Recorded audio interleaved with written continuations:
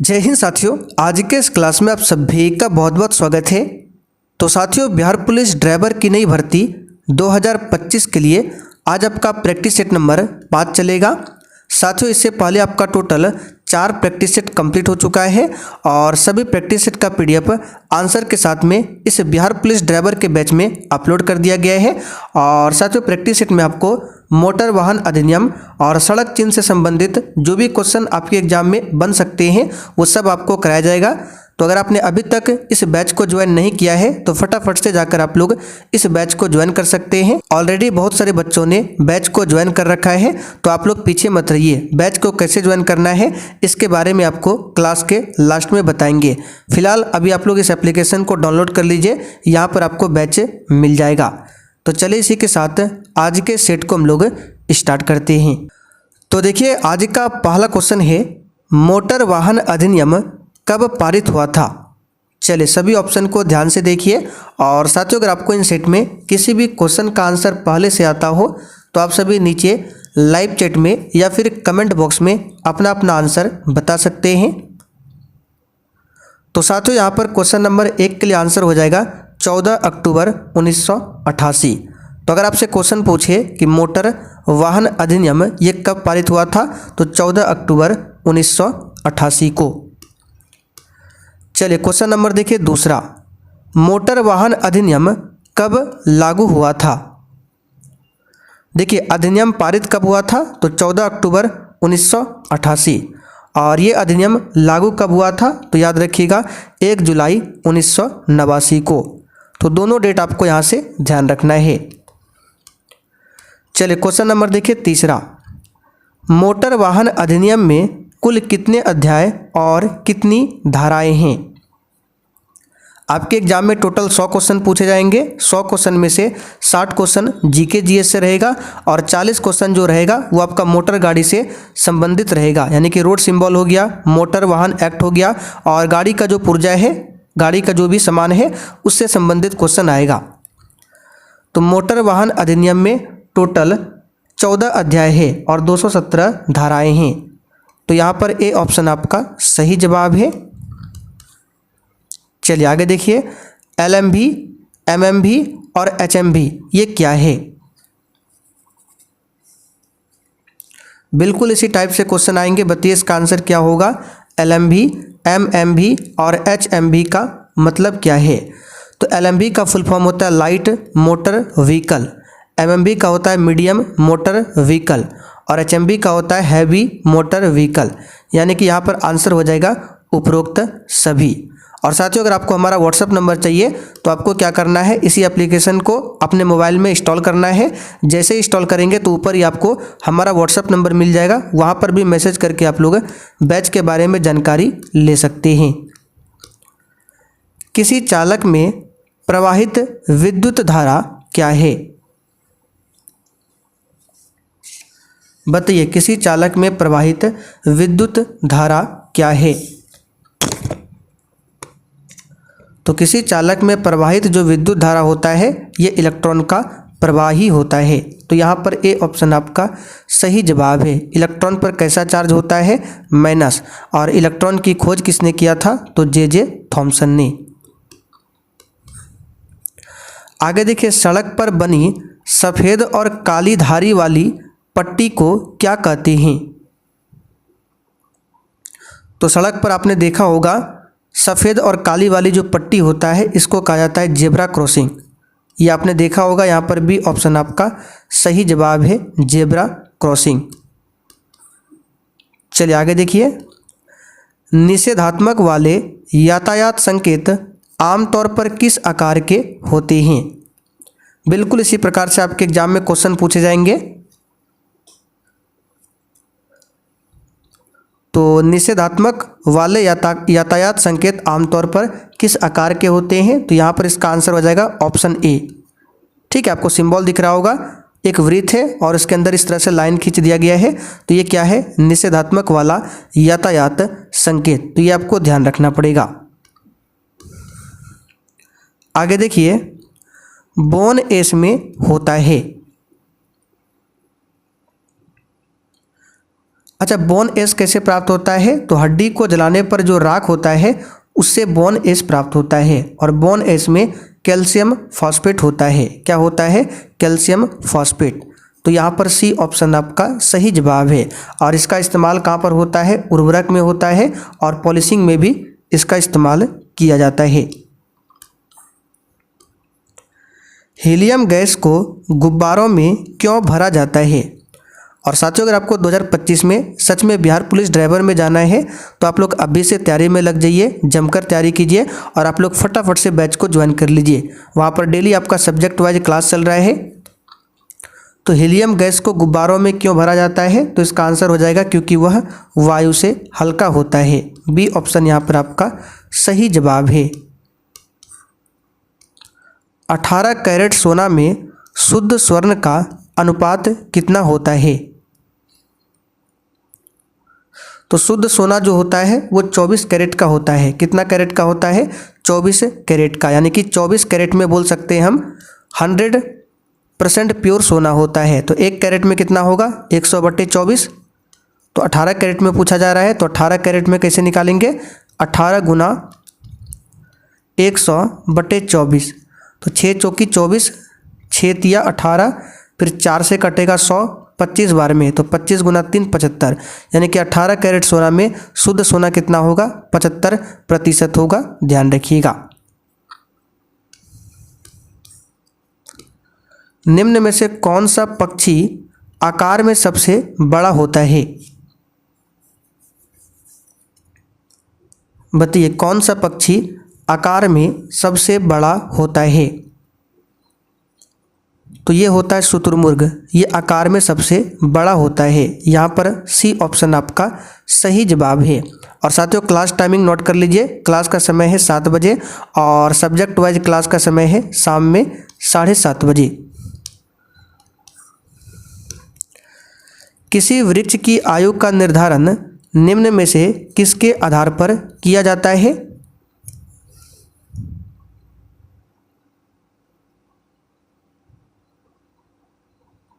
तो किसी वृक्ष की आयु का निर्धारण जो है विकास वलय के आधार पर होता है, यानी कि विकास वलय, वलय यानी कि घेरा। तो यहाँ पर सी ऑप्शन आपका सही जवाब है।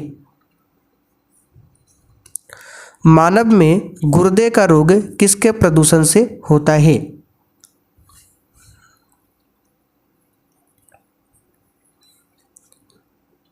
तो साथियों, मानव में जो गुर्दे का रोग होता है कैडमियम के प्रदूषण से होता है। किसके प्रदूषण से? कैडमियम के प्रदूषण से। कैडमियम का सिंबल होता है CD। किस पौधे के फलों को भूमि के नीचे पाया जाता है? यानी किस पौधा का जो फल है वो भूमि के नीचे पाया जाता है? ध्यान दीजिए, यहाँ पर फल पूछा गया है, तो आलू आपका फल नहीं है, ठीक है। तो फल में हो जाएगा आपका मूंगफली, जो कि भूमि के नीचे होता है। प्याज भी आपका फल नहीं है, ये भी फल के अंतर्गत नहीं आता है, ठीक है। तो यहाँ पर सी ऑप्शन आपका सही जवाब है, मूंगफली। समोच्च रेखाएं कैसे स्थान को मिलाते हुए खींची जाती है?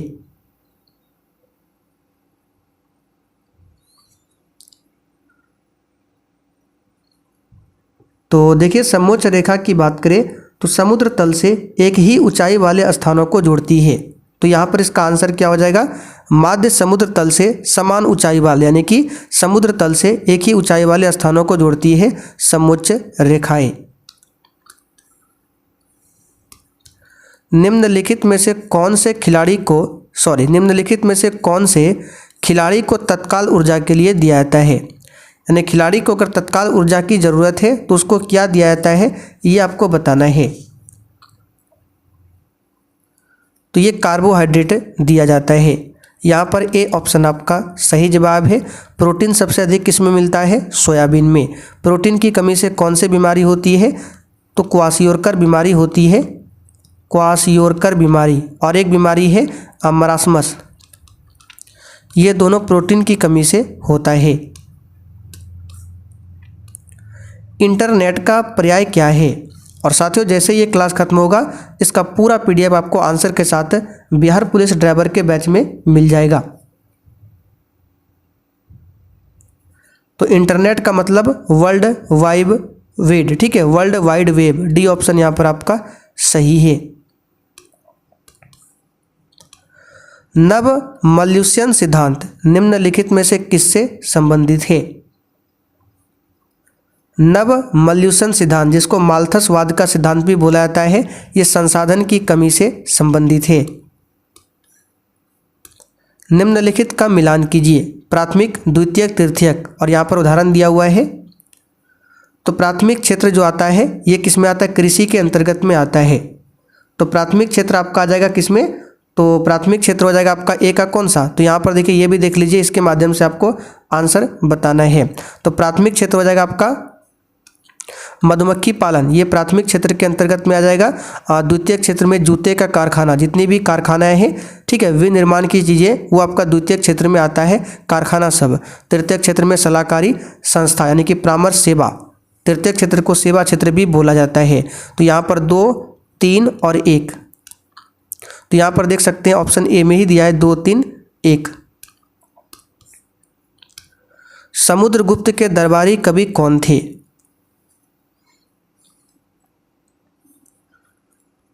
तो समुद्रगुप्त को भारत का नेपोलियन कहा जाता है और हरिसेन जो है इसके दरबारी कवि थे। हरिसेन ने ही प्रयाग प्रशस्ति शिलालेख की रचना की है, जिसमें समुद्रगुप्त की उपलब्धियों का उल्लेख किया गया है। किसमें? प्रयाग प्रशस्ति शिलालेख में। तो प्रयाग प्रशस्ति शिलालेख की रचना किसने की है? तो याद रखिएगा हरिसेन ने। अच्छा, बाणभट्ट किसके दरबारी कवि थे? तो हर्षवर्धन के, और बाणभट्ट ने ही हर्षचरित की रचना की है। ऑल इंडिया मुस्लिम लीग का गठन कहाँ पर हुआ था?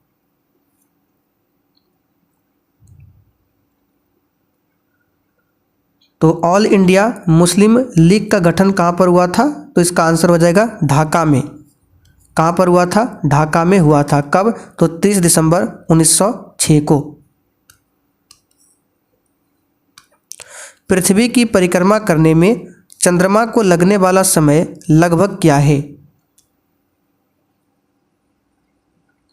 तो लगभग में 27 दिन है। तो 27 के आसपास देखिए 28 दिन दिया हुआ है, तो यहाँ पर हम लोग मान सकते हैं सी ऑप्शन।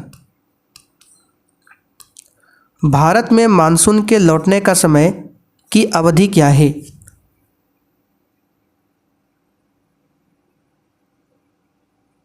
तो यह है अक्टूबर से नवंबर, बी ऑप्शन यहाँ पर आपका सही जवाब है। नाइट ब्लाइंडनेस या रतौंधी का कारण क्या है? अच्छा, भारत में जो मानसून प्रवेश करती है कहाँ से? तो अगर भारत में पूछे तो केरल से होकर प्रवेश करती है भारत में मानसून, ठीक है, जून, लगभग जून के आसपास। तो नाइट ब्लाइंडनेस यानी कि रतौंधी जो है ये विटामिन ए की कमी के कारण होता है। विटामिन ए का रासायनिक नाम रेटिनॉल होता है और गाजर इसका मुख्य सोर्स है। एसिटिक एसिड का रासायनिक सूत्र क्या है?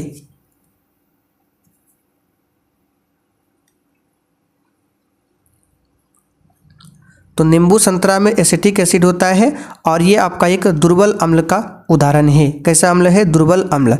और इसका फॉर्मूला होता है CH3COOH। यहाँ पर देख सकते हैं बी ऑप्शन में दिया हुआ है। सोडियम टेट्राबोरेट डेकाहाइड्रेट का साधारण नाम क्या है? तो देखिए सोडियम टेट्राबोरेट डेकाहाइड्रेट फॉर्मूला होता है Na2B4O7 × 10H2। ये आपने 10th क्लास में पढ़ा होगा। ये किसका फॉर्मूला होता है? तो बोरेक्स का। सी ऑप्शन आपका यहाँ पर आपका सही जवाब है, बोरेक्स का फॉर्मूला है। जिप्सम का क्या होता है? CaSO4 × 2H2O, ये जिप्सम का फॉर्मूला है। कंप्यूटर विज्ञान में ASP का विस्तारित रूप क्या है? ASP इसका फुल फॉर्म बताना है क्या है?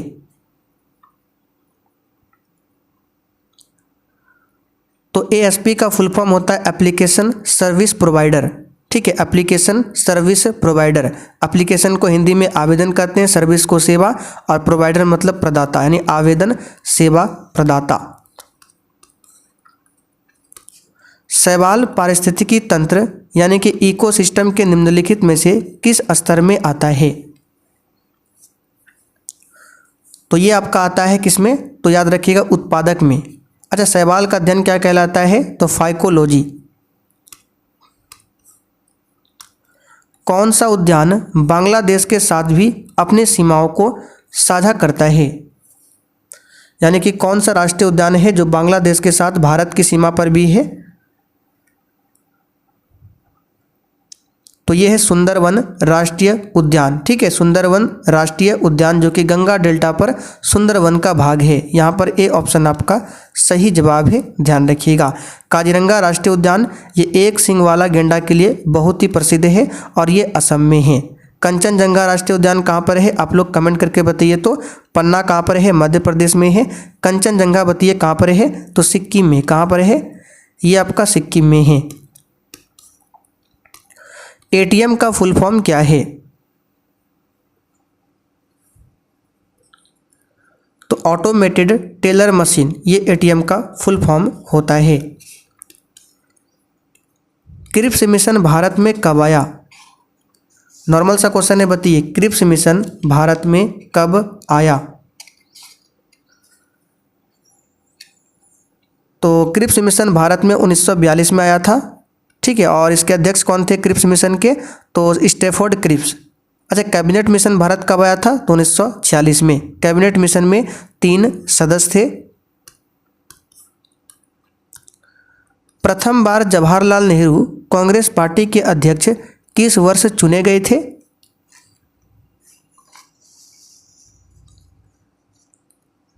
तो प्रथम बार 1929 में लाहौर अधिवेशन में चुने गए थे। यहाँ पर ए ऑप्शन आपका सही आंसर है।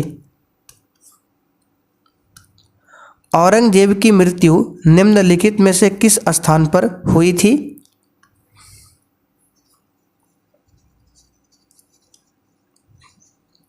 तो 1707 में औरंगजेब की मृत्यु होती है अहमदनगर में। कहाँ पर? अहमदनगर में। औरंगजेब को जिंदा पीर भी कहा जाता था। आगे देखिए, निम्नलिखित युग्मों में से कौन सुमेलित नहीं है? तो यहाँ पे दिया है पावन विद्रोह 1873, दक्कन किसान विद्रोह 1875, सन्यासी विद्रोह 1800, यहाँ पे 1894 नहीं होगा। सन्यासी विद्रोह बंगाल में हुआ था 1770-80 के दशक में। तो यहाँ पर 1800 दिया हुआ है, तो यही आपका गलत है, सी वाला। और सन्यासी विद्रोह का उल्लेख कहाँ मिलता है? तो सन्यासी विद्रोह का उल्लेख मिलता है आनंद मठ उपन्यास में। आनंद मठ उपन्यास, आनंद मठ उपन्यास की रचना किसने किया है? तो बंकिम चंद्र चटर्जी ने। और इसी आनंद मठ उपन्यास में सन्यासी विद्रोह का उल्लेख मिलता है। तो सी ऑप्शन ही सुमेलित नहीं है। पृथ्वी पर डैश पथ पर सूर्य की परिक्रमा करती है? यानी पृथ्वी जो है किस पथ पर सूर्य की परिक्रमा करती है? तो अंडाकार पथ पर। यहाँ पर डी ऑप्शन आपका सही जवाब है, अंडाकार पथ पर, ध्यान रखिएगा। निम्नलिखित में से कौन सा विशालतम हिमनद है?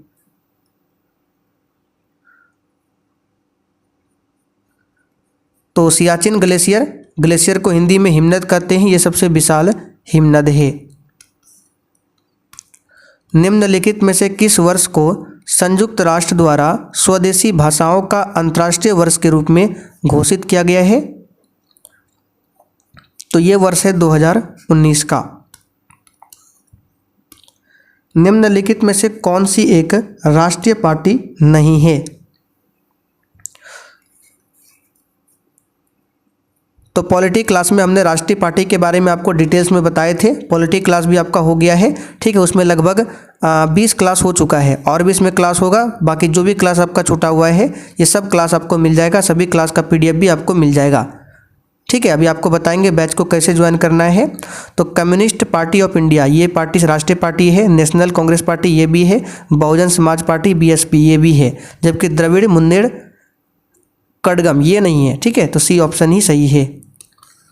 चलिए आखिरी क्वेश्चन, प्रत्येक 2 वर्ष के बाद राज्यसभा के कितने सदस्यगण सेवानिवृत्त होते हैं? तो सिंपल सा क्वेश्चन है, कई बार बता चुके हैं पॉलिटी क्लास में। 1/3 सदस्य।